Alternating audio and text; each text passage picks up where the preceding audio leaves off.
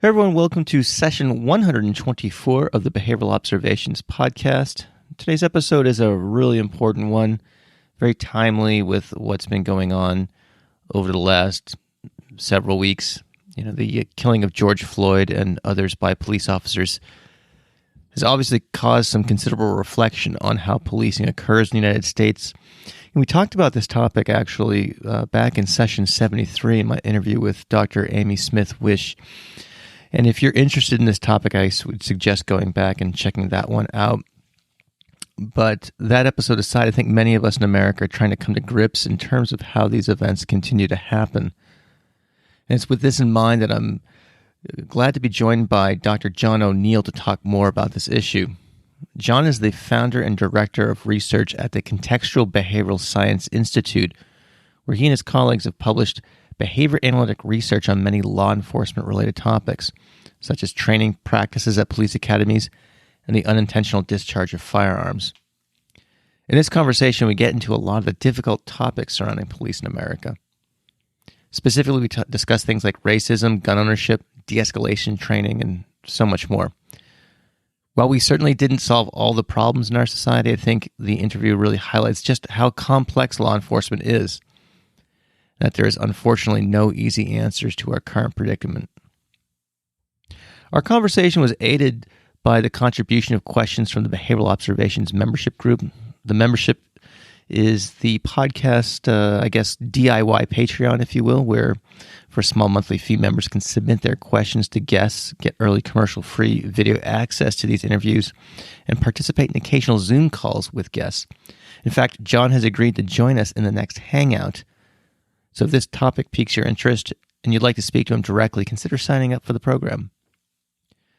One final thing I'd like to say about this episode and some of the recent shows that I've put out over the last few months. Since the beginning of the pandemic, I've been trying to cover subjects like this one that seem to be more topical in nature. And if you've enjoyed these topics, whether it's this one or the one we did on racism or coping with the quarantine and others that we've done in the past, if you have a chance, if you like this type of topical coverage of more or less current events, just let me know if this is something you'd like to see more of. And certainly we have kind of traditional shows already recorded and waiting to be published as well. I'm not going to leave that stuff behind, but again, just looking for some feedback. I'm pretty easy to get a hold of. You can find me pretty easily on social media. So before we get to this interview, I want to let you know that this podcast is brought to you by the ABA Marketing Minute with Rich Brooks, a digital marketing guru and two-time guest. Rich Brooks and I have teamed up to provide listeners with 60-second micro lessons in digital marketing. You'll hear his installment. I think it's the second one in the series later on the broadcast, so I won't spoil it here. But if you're interested in marketing your practice on social media or Google, or if you want to give your website a makeover, I highly recommend working with Rich and his awesome team over at Flight New Media. We're also sponsored by Behavior University, and their mission is to provide university-quality professional development for the busy behavior analyst. Learn about their CEU offerings and podcast-specific discounts over at behavioruniversity.com/observations. And lastly, we're brought to you by the new book by Brett Denovi and Dr. Polly Gloves Gavoni. It's Behavioral Karma, 5 Scientific Laws of Life and Leadership. It is available for pre-purchase right now. I've gotten a sneak peek at some of the content of the book, and I really look forward to checking the rest of it out. You can find out about that book and everything else that we talk about here on the show over in the show notes at behavioralobservations.com. Okay, that's it for opening comments. So without any further delay, let's get to this interview with Dr. John O'Neill.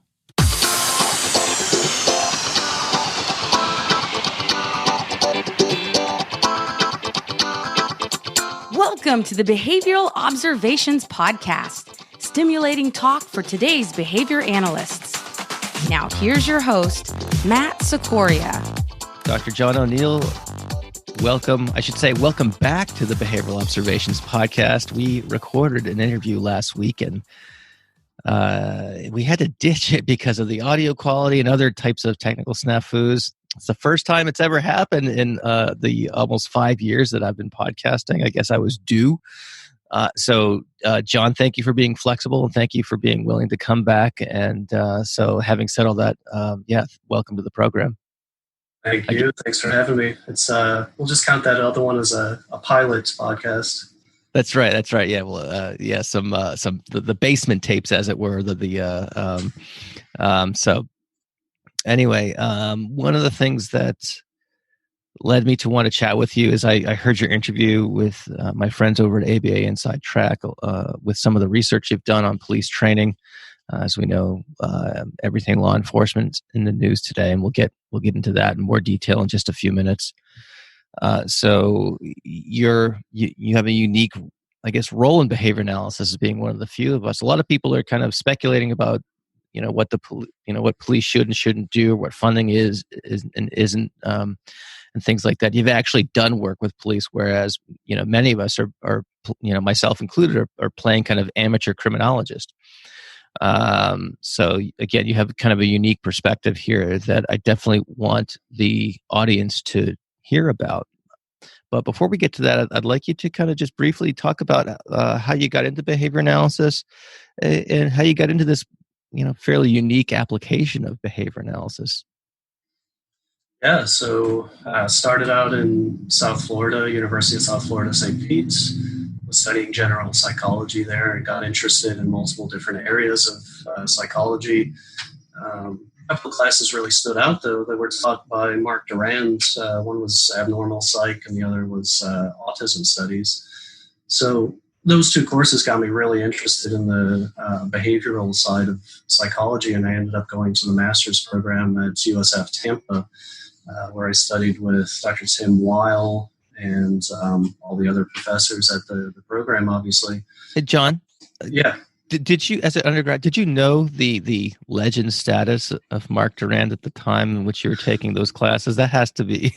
I did not. I didn't have a clue, but it was evident right off the bat that he was an excellent teacher and had some really cool stuff to talk about.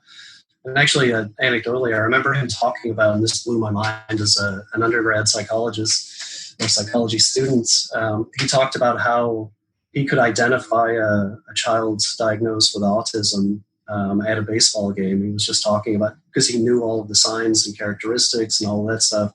And to an undergrad psychology major, that was just mind-blowing that you could, informally diagnose somebody like that. So I didn't realize at the time that you could pick up on those sorts of things. So that was really cool and got me into behavior analysis. I see. What an incredible opportunity. That must have been really neat. Cool. Anyway, so I interrupted the timeline there. So by all means, please continue. Yeah, so USF Tampa for my master's program, where I ended up getting pretty heavily into RFT and ACT research and verbal behavior in general, and ended up doing my master's thesis on didactic relational responding, teaching or training those skills to folks diagnosed with schizophrenia. So initially I was very interested in autism, sort of lost some interest in that because so many folks around me were doing that sort of work, and started focusing on schizophrenia, and did that for a while, carried on with my doctoral studies at Southern Illinois, and continued the RFT and general verbal behavior theme, but then was afforded this opportunity to branch out into a different area, which was law enforcement, and sort of dropped everything and went after it. I see. And what was the opportunity that presented itself that led you in that direction where, most of us in the field are supporting individuals with developmental disabilities or ASD or whatever? Yeah, so my wife, who is co-author on the two papers that I believe you're going to post the links to, and she used to work for a company in Minnesota who were doing applied research with law enforcement. They were addressing all these really complex issues, such as memory and stress and training and verbal interactions, de-escalation, all that kind of stuff. So addressing a bunch of really cool things.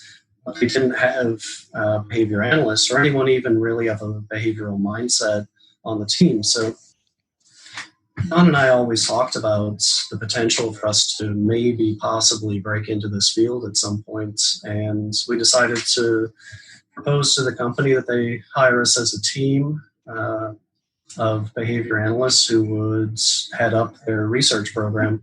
So we spent about 3 years or so developing and conceptualizing and running these studies that we're going to talk a little bit about. I see. You guys must have been very persuasive for a company to take on not one but two newly minted PhDs. So good for you guys. Yeah, I'm not sure how we pulled that one off, but I don't know. I kind of wish it was video recorded so we could go back and figure out exactly how we finagled that one, but pretty cool. Yeah. Yeah. Some sort of Jedi mind trick. Yeah, you will hire us. And anyway, so I want to get into some of that research, particularly the research on police training. But I think it's important to kind of address some of the current issues that are on everyone's mind these days. Most notably, the recent killing of George Floyd, and there's other examples of that, but that's the one that kind of I think sticks out in everyone's mind, given the video footage of it and whatnot. There's also one of a policeman knocking an elderly protester to the ground. I think there was another piece of video that I saw of a police cruiser just driving by a crowd of protesters and shooting pepper spray kind of randomly out the window. So we have these very violent images essentially that are available for everyone to see. So I guess, for lack of a more sophisticated question, I suppose, given your work with the law enforcement community and your knowledge that is kind of way more than the garden variety behavior analyst, just tell me a little bit about your reaction to some of these examples of what can only be described as police brutality. Yeah. Well, I mean, with the George Floyd case, I mean, it's one of those cases that's kind of unquestionably an abuse of power, and you're not hearing, at least I'm not hearing any argument from the law enforcement side that was a terrible act and should not have occurred. But can I just take a little step back, because I think that since talking to you about it last time, I want to make sure that we address kind of some interconnected issues. And so I'm going to go through 4 interconnected issues that I think are all highly relevant, and I think they all draw attention to the parallels between our fields, applied behavior analysis, and law enforcement. So as I'm listing these, think about whether I'm talking about our own fields or law enforcement. So number 1, we have to address racism within our fields and outside of our field in the larger society. Number 2, we have recruitment screening that can and does fail at times. We hire the wrong people, and we often have to get rid of folks, direct care staff, for example. The third one is that training is not based on the best available science and often doesn't maintain or generalize outside of that training setting. And the fourth is that we have a system that's highly resistant to change by design. So all 4 of those points apply both to applied behavior analysis and direct care training and to the training of police officers and law enforcement. So my point in bringing those up is that those are 4 areas where we have things in common, and I think the solutions for us and for them can inform one another. So in a nutshell, I think we have a lot to offer law enforcement, but part of it involves addressing issues within our own field as well.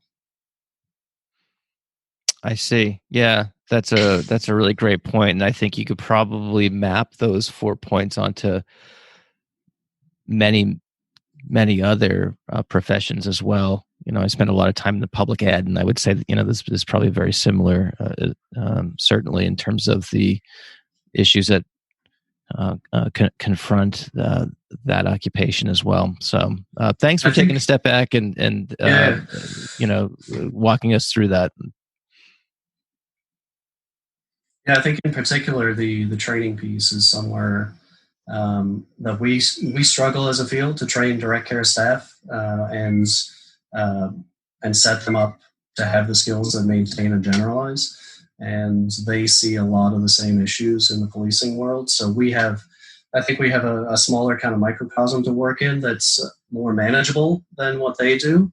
And if we can figure out the training issues in our fields, I think it could potentially have a lot of utility in law enforcement. I see. Yeah. So I think this is a good segue into, if you want to, I know you went through this in very deep detail on ABA Inside Track, and certainly we'll link that show in the show notes for this particular episode. But with respect to the research that you guys have done in regard to police training and I think it was basically some control techniques and there were some others as well. But can you kind of walk us through what the issues were that you guys were looking at, and what were some of the ways in which you examined the problem, and what sort of lessons did you learn from the study? Yeah, so there are a few big takeaways, and the first is that they're teaching and training way too many skills for the amount of time that they have to commit to their training. They're not training often enough, so they come in once a year typically. They're mandated to come in once a year for retraining. That should ring some bells to behavior analysts as well. The second piece, our most noticeable issue, is that the training officers are not providing sufficient corrective feedback during or following training sessions. So it's something that I think as behavior analysts we're very used to dealing with, and it sort of comes second nature to us once you've had a sufficient amount of training. However, law enforcement select their trainers based on a number of things. One of them being they are experts at performing these skills, right? But that doesn't necessarily mean that they're experts in teaching those skills. It doesn't mean that they're automatically or de facto expert teachers. They don't necessarily understand all of the methods and procedures that are available. So that would be the second one. Third, I think that they're a field that wants to incorporate science, but they're pulled in so many different directions by so many different disciplines that they don't know where to pull their information from. And a lot of the times they'll find conflicting evidence between fields, and they don't know which direction to go in. So those are sort of three glaring issues that we're trying to address. I see. And yeah, so with the last point, they're not sophisticated shoppers, if you will, of the various training options that are out there. Is that what you're saying?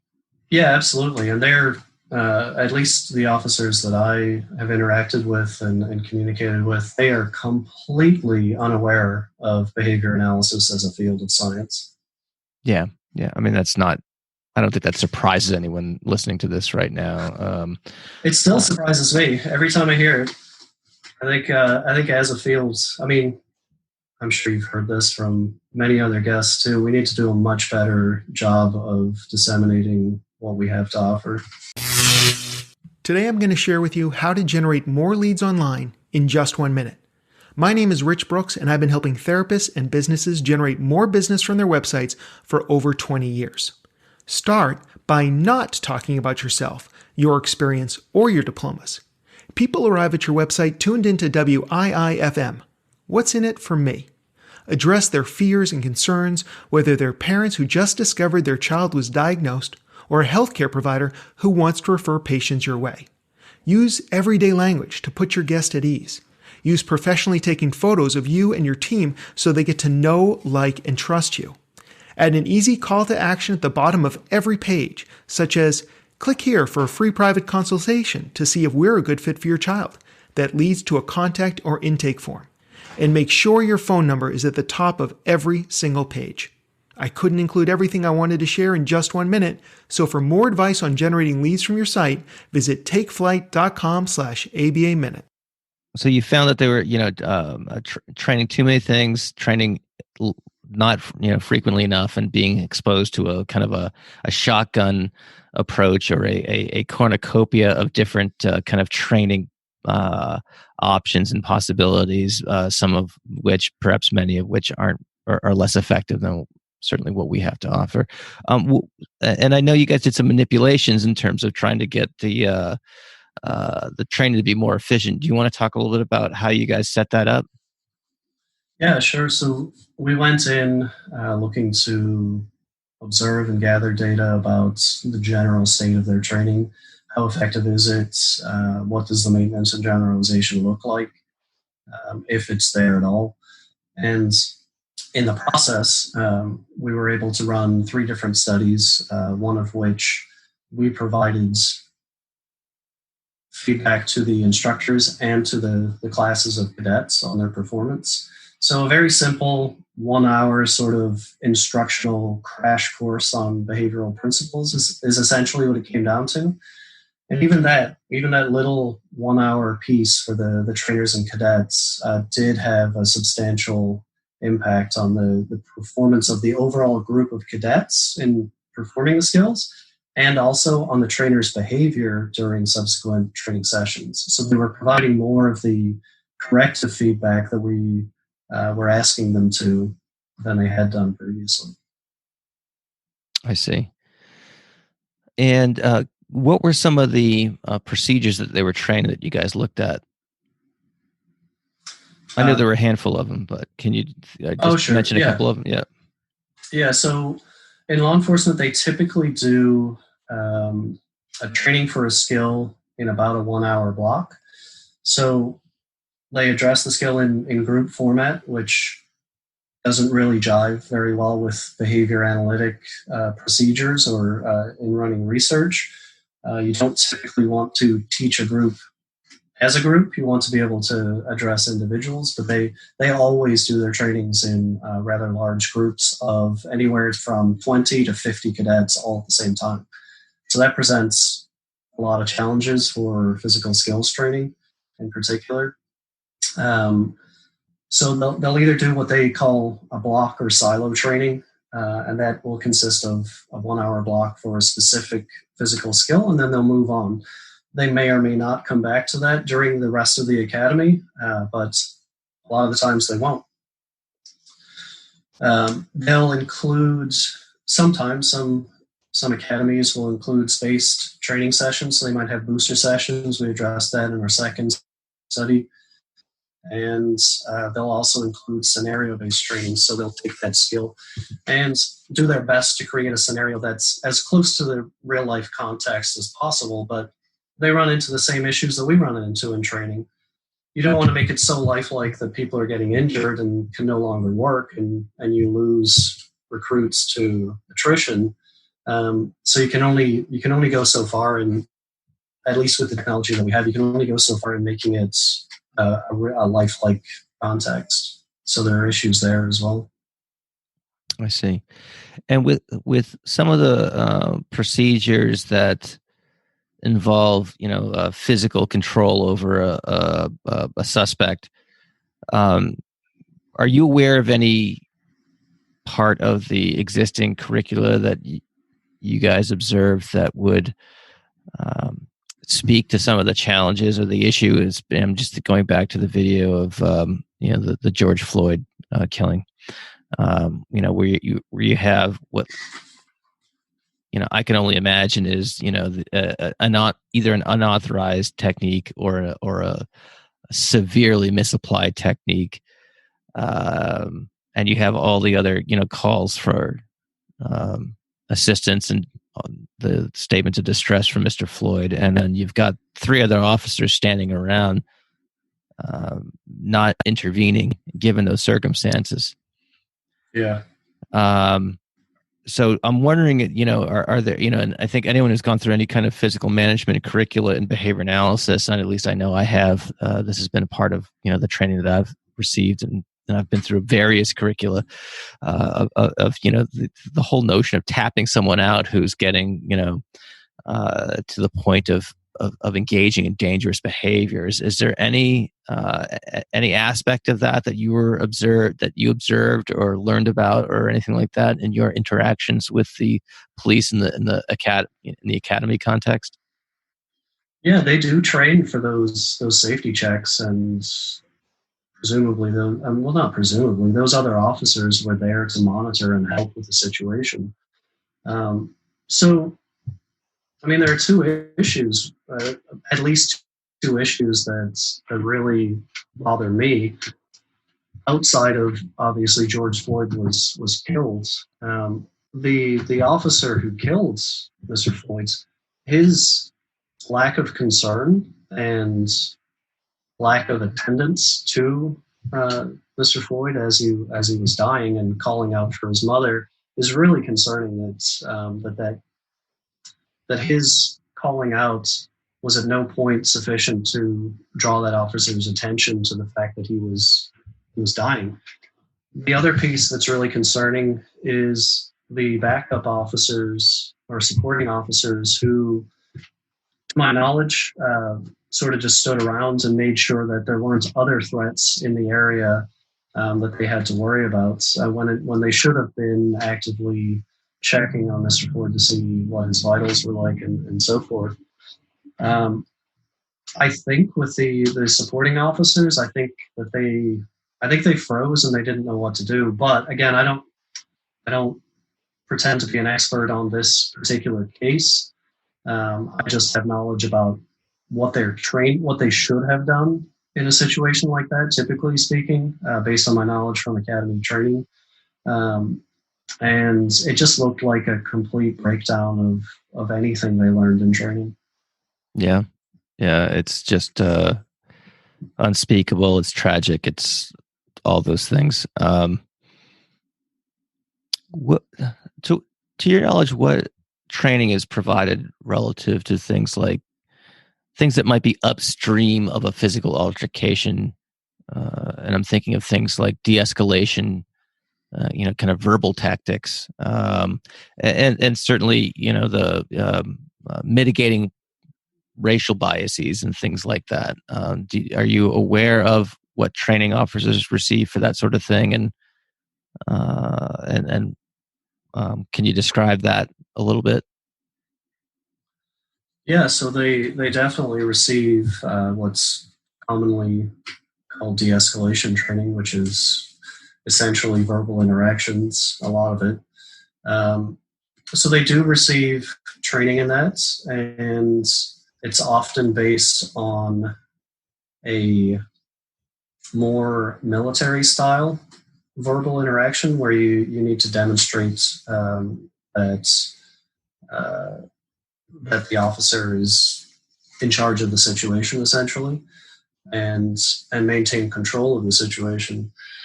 So there are a variety of different de-escalation type verbal interaction trainings that they can and do receive, but I wouldn't say that any of it is based on even an approximation of behavioral principles.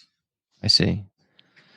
Yeah, and I think we should also note that we're talking about the academy trainings that you were involved in, and I think one of the things that you mentioned quite frequently throughout the ABA Inside Track podcast is that training varies considerably from municipality to municipality, from county to county, state to state, et cetera, et cetera. So what might be going on, is it fair to say that what might be going on in one area may be completely overlooked in another area? They might be doing something completely different, and that probably runs the gamut of all the different things that police need to know. Yeah, absolutely. So they do departments do tend to outsource certain types of training. De-escalation is one of those that they might outsource and get an expert from such and such field to come in and talk to them about it. But there's also, well, it was evident in our studies. We had 3 different police academies, one on the East Coast, one central, and one on the West Coast. And ideally, as a researcher, I want to set up experiments that address the same or similar skills, right?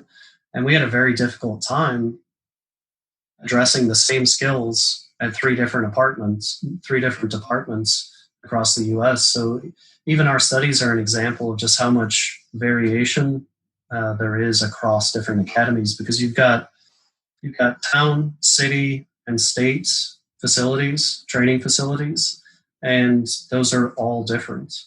Some states may have a regional academy, so they have relative consistency across the state, but others do not have that, and they'll have academies for each major city and across the towns as well. I see. Yeah, it just sounds like I think I looked it up online the other day. There's something like 800,000 or 900,000 sworn police officers in the United States. So, it just seems like a very difficult, just training writ large is a difficult thing to kind of wrap one's arms around. With regard, so we talk about de-escalation, and it seems like there's kind of like a mishmash of things. And but what about training as it relates to racial biases, racial profiling, things like that? Issues that play into some of these kind of horrendous events that we're seeing in the news these days. And I should also add we've seen for some period of time, of course. Yeah. So obviously not my area of focus, but yeah, I mean they do have trainings for those. I couldn't speak to the content of them, but I honestly think it's a bigger issue than that. I think it's a society-wide lack of understanding about A, determinism, and B, behavioral principles. I mean, for me to walk into, is the connection okay? I'm getting a message that it's okay. Yep, you sound good on my end. Okay, so for me to be able to walk into, how many have I walked into now? Maybe 4 or 5 different, no more than that. I don't know, somewhere around 5 different police academy training facilities, and for absolutely no one to have any knowledge about even the difference between positive and negative reinforcement I think it's ridiculous. And I think that we have to start teaching determinism and behavioral principles much earlier in the education of the general public. I think that it's a society-wide issue.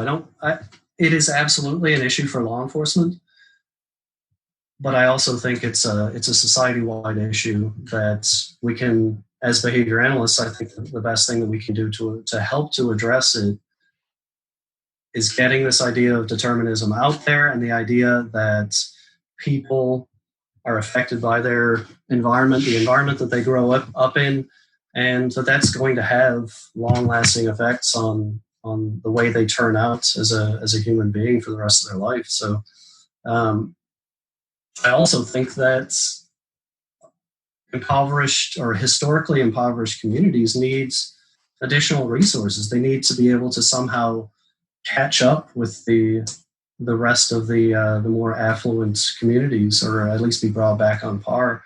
So, I mean, I see the racism issue as a society-wide issue that has it needs special attention in law enforcement right now.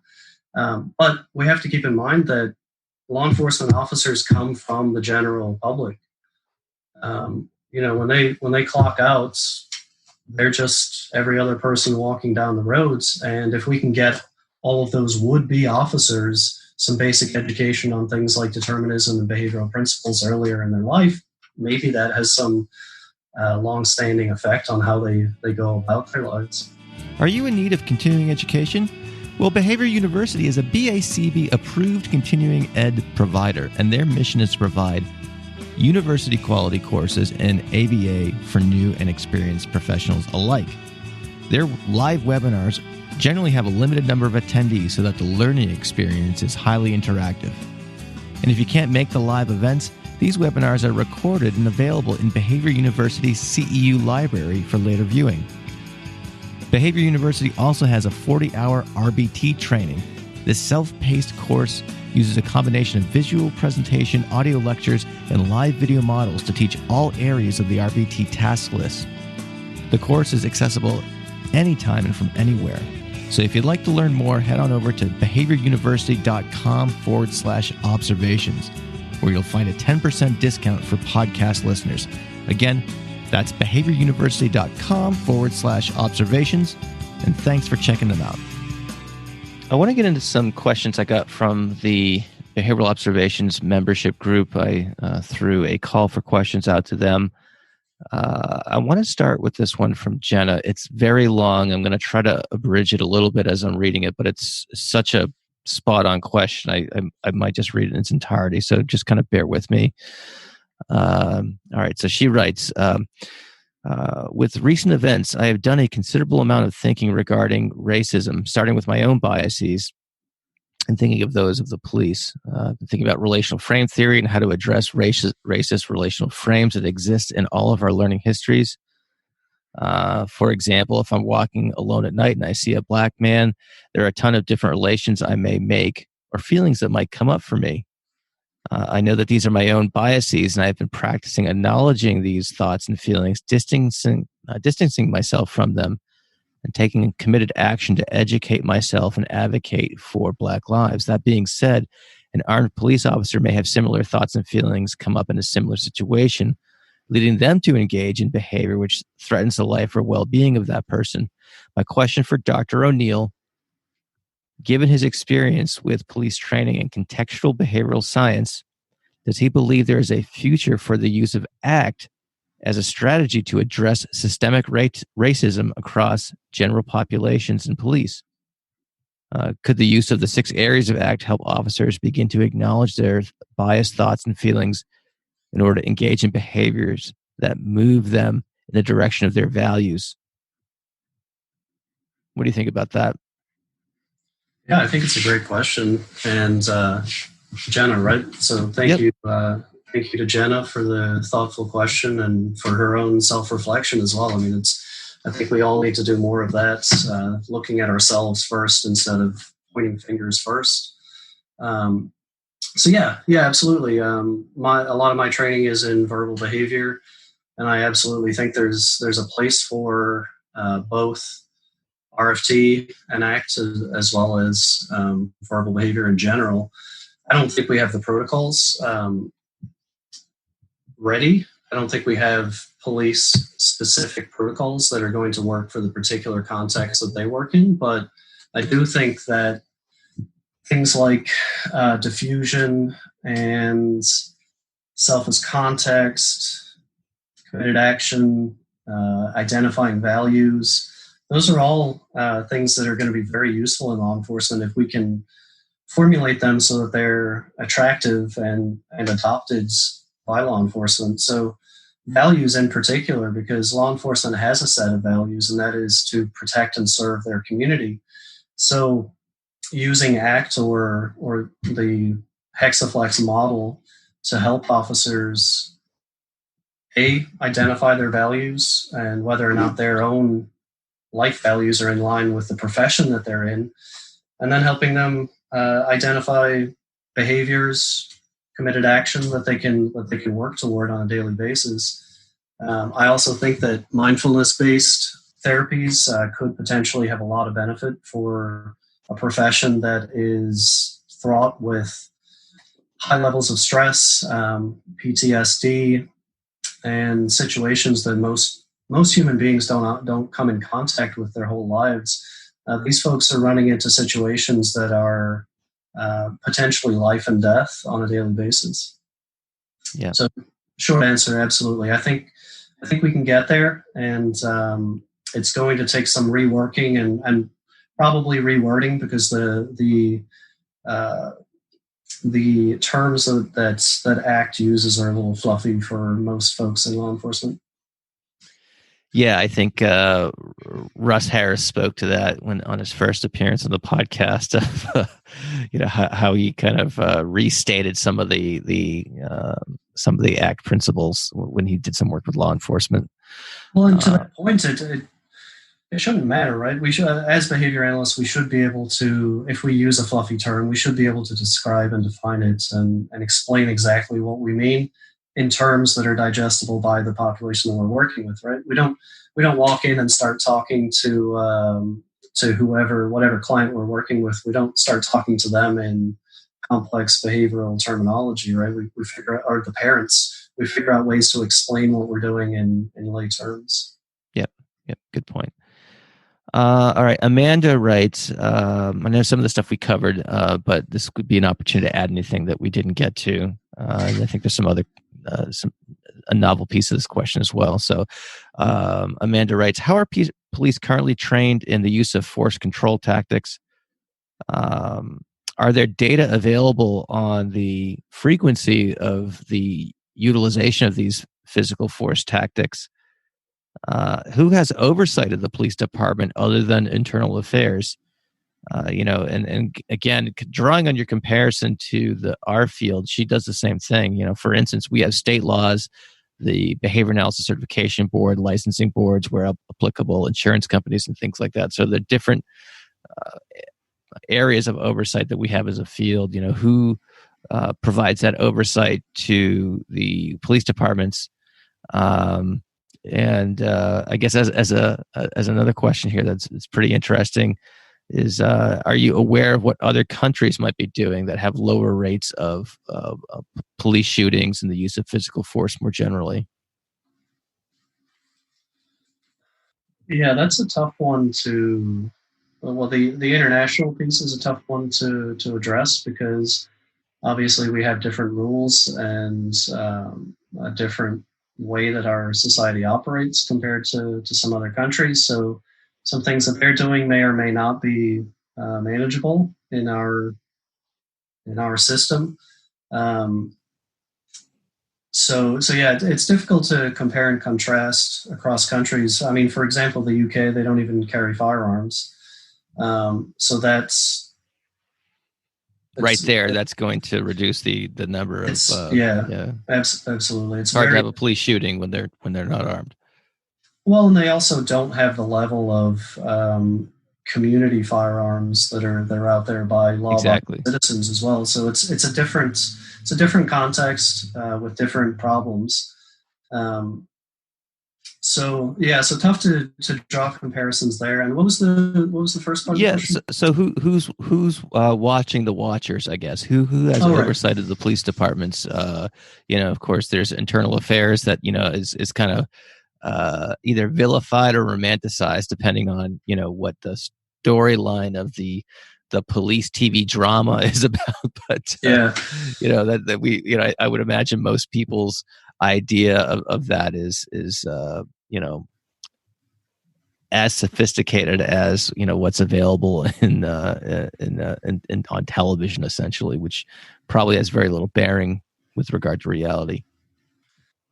I mean, it's not exactly the same issue, but like a lot of behavior analytic service providers, they get their funding through the state. So they have to go through all sorts of state regulatory agencies, and they get their marching orders from state agencies and government agencies.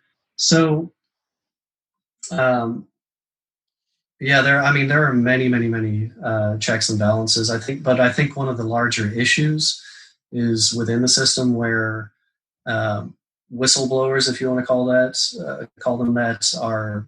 I don't know that they're discouraged, but it's a very tight-knit community, and it has law enforcement has its own culture. So whistleblowers and folks who are pointing out the wrongdoings of others are oftentimes frowned upon because of the tight-knit sort of culture that they do have. So that's that's a difficult thing to work around for them, I think. Yeah. Yeah, I mean, I see people, just kind of again on social media and elsewhere, saying there should be policemen, reporting on their colleagues and things like that. And I also have heard, and I don't know how accurate these data are, but that some of the main drivers of complaints for police brutality are filed by fellow police officers. I don't know the veracity of that. It's just something I heard. So it's a complex issue, certainly, and there are a lot of contingencies that are in place that would certainly punish whistleblowing or at least highly discourage it for sure. Yeah, and I think that leads into the this topic of defund the police as well, right? So some agencies may be fraught with corruption, with poor training, poor community interactions, complaints all the time. Some departments may be like that. So in that sense, departments have been completely defunded before. Some towns have completely gotten rid of their police departments. I think even small cities.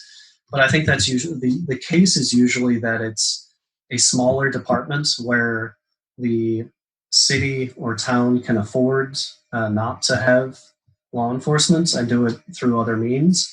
But you take a city like Boston, for example, you can't completely get rid of all of the police officers and replace them all with new officers just like that.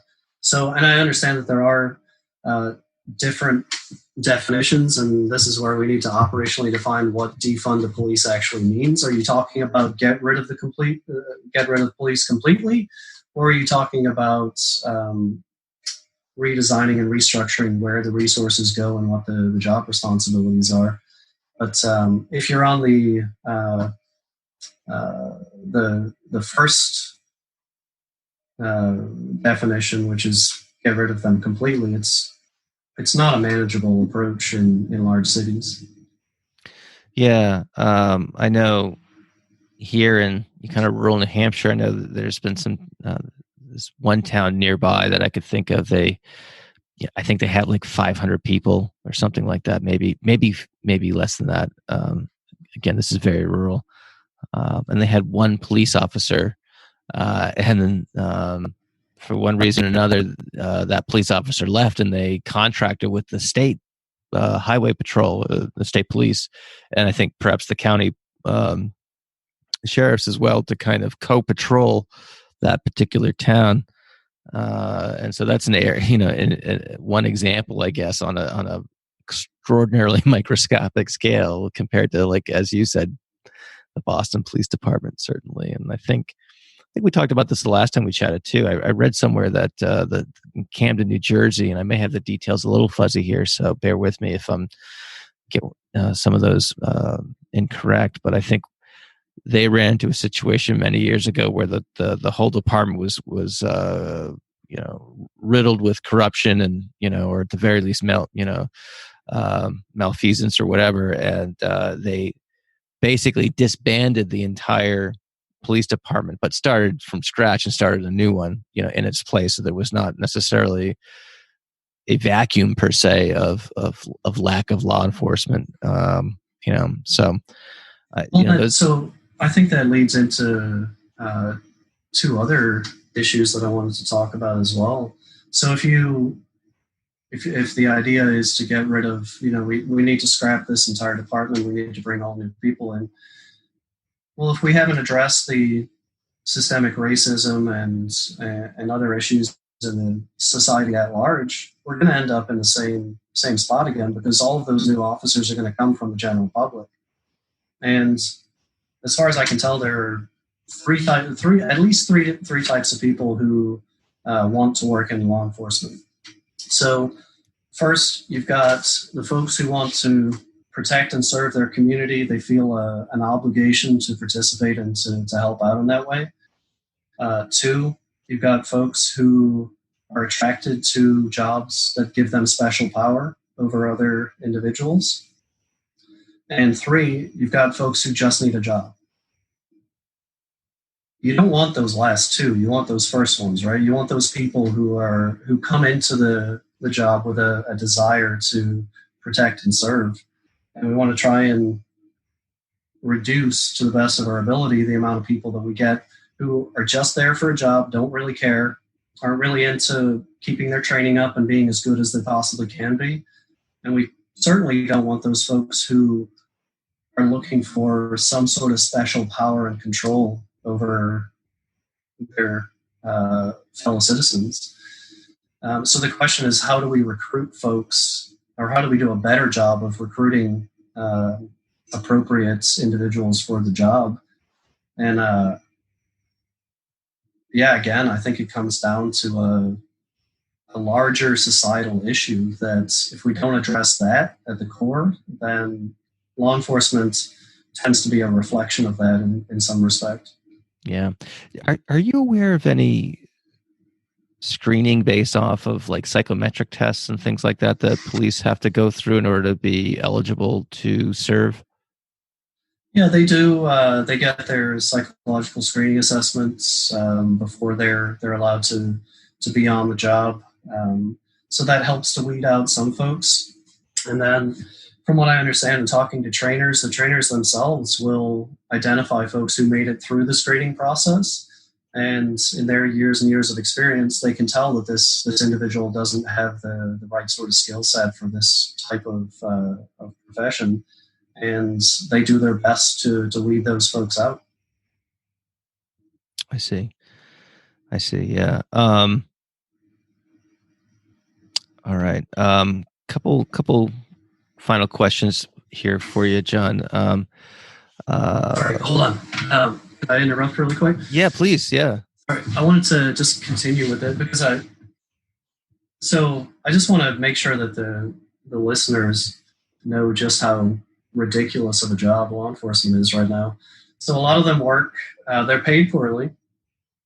A lot of them work 80 plus hours a week. A lot of departments are allowed to work a lot of overtime. A lot of officers take advantage of that because of the relatively poor pay for such a dangerous and important job. They obviously have an immense responsibility, right? And on top of all of that, they're hated by a large portion of the society that they currently protect and serve. So it's a very difficult profession to go in right now. And what kids are growing up right now that want to go into law enforcement and want to become a cop? Yeah, that's one of my big concerns is how society's reaction to these recent events is going to affect the type and amount of people who are actually going to go into law enforcement moving forward. Yeah, and it's a really, I suppose it's a double-edged sword too, because there's some, in these kind of events that we talked about earlier, there is the outrage is certainly justified in many of these cases that are, that we're seeing in the media. But at the same time, that probably has a discouraging effect on the field at large for those cops who just put on the uniform every day and go out and try to do the best job they can. Certainly, so that's a real tough issue. And I think that's where the idea of community policing is incredibly important.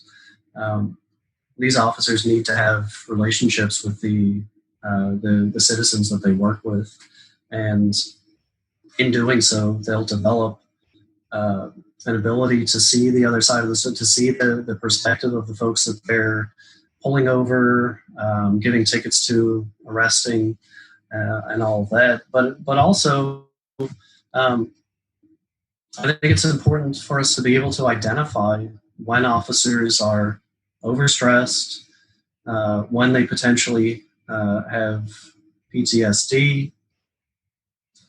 And that should be done on an ongoing basis, especially following major incidents where there was a lot of stress and where the officer was engaged in some sort of interaction with a citizen where they could potentially be harmed.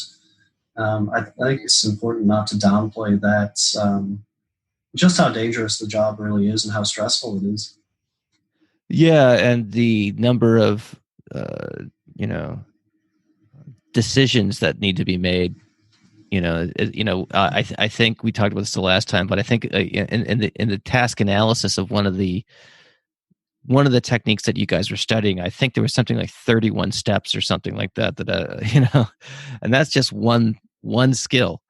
And if you think about all the decisions that need to be made when you're pulling someone over, first of all, the decision whether to pull them over or not, and then what flows from there in terms of how that may or may not escalate based off of the events that unfold from that encounter. It's just a series of decisions that need to be made, and that's got to be very it's going to be very demanding, especially knowing that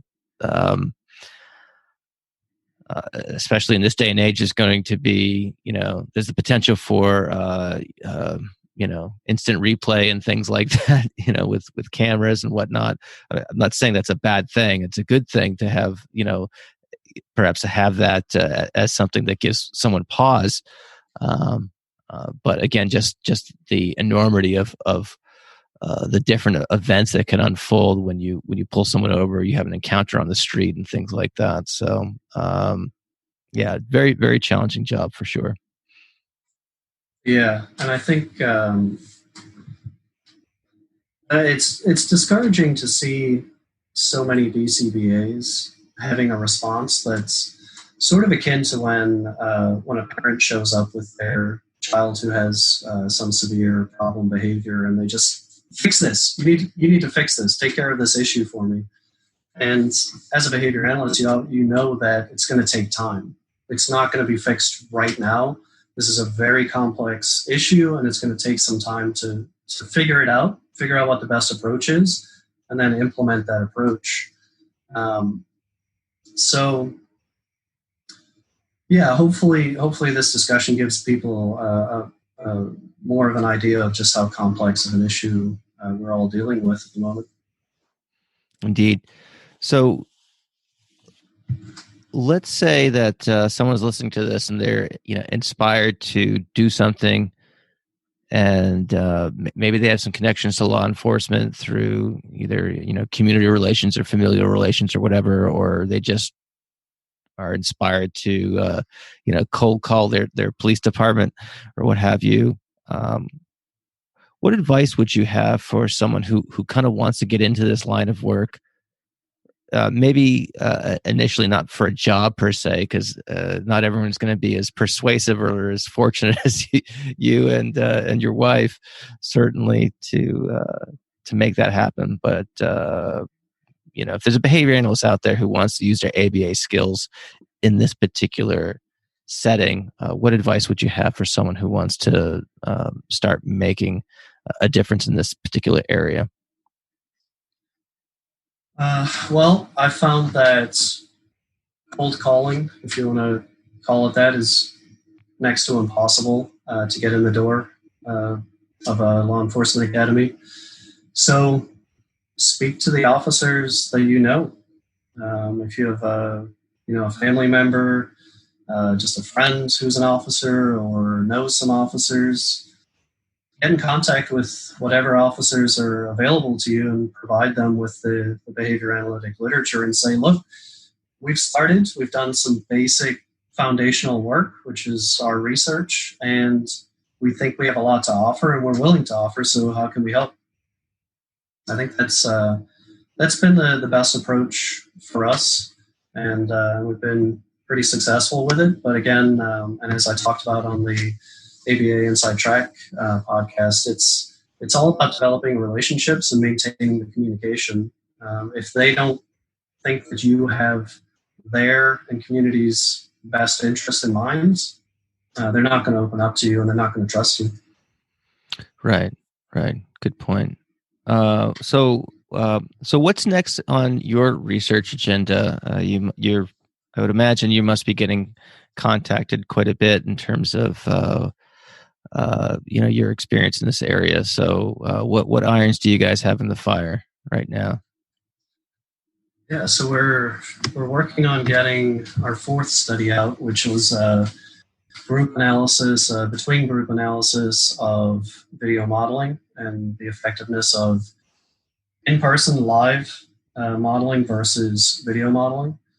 So we're working on getting that paper out. We're working on an article for the Behavior Analysis and Practice special issue that was just announced recently, and that'll be almost entirely focused on what behavior analysis has to offer law enforcement based on what we've learned. We're assisting our previous company in writing some forenotes for chapters of a book that they're going to be putting out, which is going to be all on applied research in law enforcement. So that should be pretty interesting as well. We are Contextual Behavioral Science Institute. That's our company. We're contracting with a state agency to introduce behavioral science across the state in all of their training curriculum. So that's a really exciting one and a great opportunity for us to get involved in the design of the curriculum and then also how they train their trainers how to teach. Because, I mentioned before that being an expert in performing a skill doesn't necessarily make you an expert in teaching a skill. So that's where we come in and where we can help them design their curriculum. Are you at liberty to say what state? No. Okay, that's fine. Not a state that we've worked with before, so branching out a little bit, which is great as well, and hopefully we can continue. If we do a good job with them, hopefully other states will get on board as well, which would be fantastic. We're doing some expert witness work as well, where we're asked to basically give our opinion on the interpretation of data in court cases. So that's a completely new and really interesting area that I've been able to get into as well. And outside of that, we're working on putting out some CEUs on our website and starting a podcast, as I told you as well. So exciting stuff. Very cool. And remind us what the website is, and we'll certainly have that linked in the show notes. So that is cbsinstitute.org, Contextual Behavioral Science Institute. All right. Very good. All right. Thanks for helping us wade through this very complex issue that most behavior analysts, just don't know the inner workings of law enforcement. So I appreciate you coming on and going into such detail with these just extraordinarily complex and challenging issues. So thanks, John, for joining us. Thank you for the opportunity. And anyone who wants to reach out for just suggestions or just to chat about what opportunities they might have, I'm happy to help out. All right. And again, we'll make sure that people know where to find you in the show notes. So, all right. Thanks a lot. Thank you. Have a good one. Thank you for listening to the Behavioral Observations Podcast with Matt Sikoria. You can find Matt's notes on this episode at www.behavioralobservations.com. We also invite you to stay connected with us on Facebook at facebook.com/behavioral observations and on Twitter at Behavior Podcast.